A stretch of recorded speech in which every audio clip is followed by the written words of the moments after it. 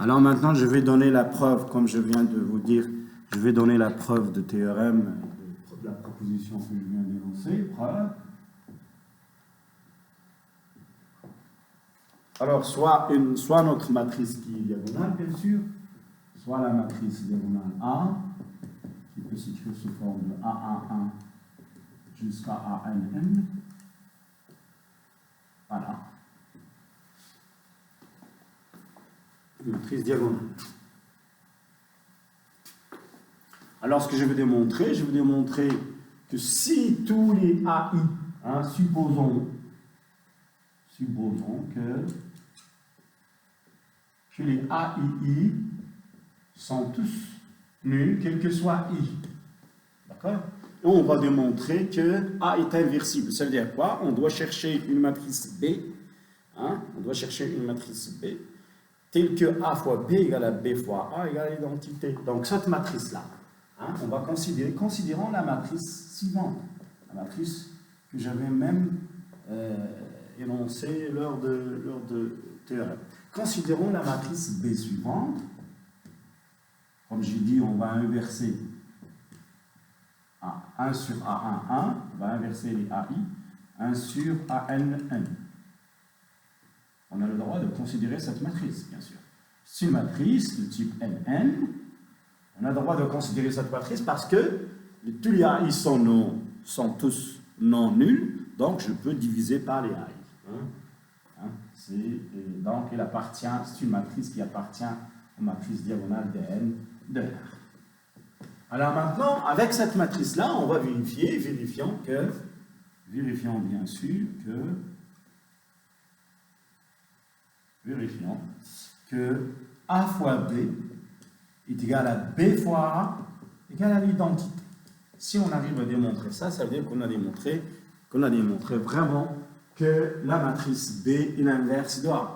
Alors, c'est très facile. Donc, il suffit de faire la multiplication. Donc, A11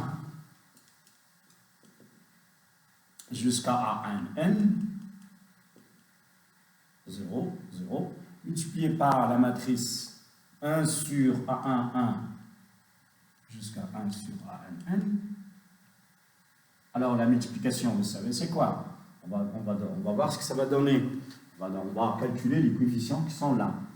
Donc, mettons, je vais les appeler les C1, C11 jusqu'à C1N, jusqu'à CNN, plutôt N1, jusqu'à CNN. Et je vais chercher ce coefficient. Alors, regardez avec moi une chose. Alors, pour calculer le C11, j'avais dit l'autre jour, il suffit de multiplier la ligne 1 par la colonne 1. D'accord? Donc, je vais donner un exemple avec C11 déjà. Alors, pour calculer C11 est égal à quoi? À toute cette ligne multipliée par cette colonne. Or, dans cette ligne, regardez, donc on va avoir quoi? On va voir, tout ça c'est des zéros. Hein? Ça va être, c'est comme, on va dire, c'est A11 multiplié par 1 sur A11, plus les autres, c'est 0 fois 0, plus 0 fois 0, etc. Donc, plus 0 fois 0. Hein? Et ça va donner combien? Ça va donner 1. D'accord? Alors, même chose, si je veux généraliser, je peux dire CIJ. D'accord? Si je prends un CIJ, une ligne I, que je veux multiplier par la colonne J pour avoir le CIJ. D'accord? Pour avoir le CIJ, de multiplier la ligne I par la colonne J. D'accord? Donc, CIJ va être quoi? Il va être sigma, comme j'avais dit l'autre jour. Alors, le CIJ va être sigma de AIK fois BKJ avec K variant de 1 jusqu'à N. D'accord? Alors, ici, on va voir, par exemple, ici, AI1 fois AJ1, etc. Quand est-ce que tout ça, ça va être nul, puisque tous les coefficients AIJ et BIJ sont nuls, sauf, bien sûr, dans le cas où si I égale à J, lorsque I égale à J, on va trouver ça c'est égal, lorsque I égale à J, on va trouver ça c'est égal à 1 AII fois 1 sur AII. Voilà. D'accord? Lorsque I égale à J, on va se rencontrer à la diagonale. Et qui va nous donner 1. Donc, dans le cas où I égale à J. Bien. Donc, c'est si I, ici on peut dire si I égale à J. Voilà. On a le CI qui est égal à AI fois 1 sur I égal à 1. Donc, c'est quoi en fait? On trouve que juste les CI qui sont égales à 1. D'accord? À part ça, ça veut dire si I différent de J, si J est égal à 0. Hein? Si I est différent de J, on a bien sûr CIJ égale à 0. Donc, enfin notre matrice que vous voyez ici, ça va être la matrice identité. Donc, tout est nul sauf les coefficients CII qui sont égaux à 1. Donc ça c'est en fait 0, 1, plutôt 1, 1, 1, 0. Donc j'ai trouvé que, bien sûr, que la multiplication de B fois A, ça donne l'identité. Même chose, regardez, si je fais A fois B, hein, de la même manière, de la même démonstration, je trouve que c'est égal à l'identité. Donc enfin j'ai trouvé que cette matrice-là, c'est vraiment l'inverse de notre matrice A. D'accord? Donc, vous voyez que, bien sûr, que ce n'est pas quelque chose de facile, c'est juste une question de multiplication de matrices. Bien.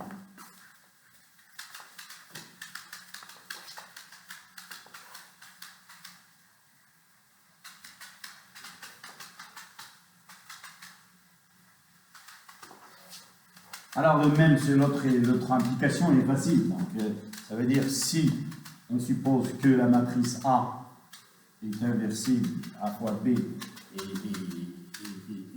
B c'est sa matrice. Donc, si on multiplie ça, on va trouver que la multiplication, ça nous donne quoi? Ça nous donne que le 1 sur A1 fois A1 égale à 1. Donc, ça veut dire que les AI ne peuvent pas être nuls. D'accord? Donc, c'est très facile.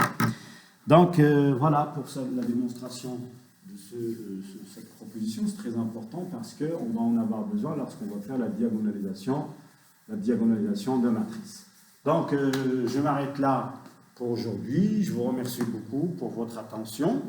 Et bien sûr, j'espère... donc, je vous ai donné un exercice que vous devez faire. Je vais encore vous passer d'autres exercices ce soir. Et on va essayer de commencer l'analyse à partir de demain.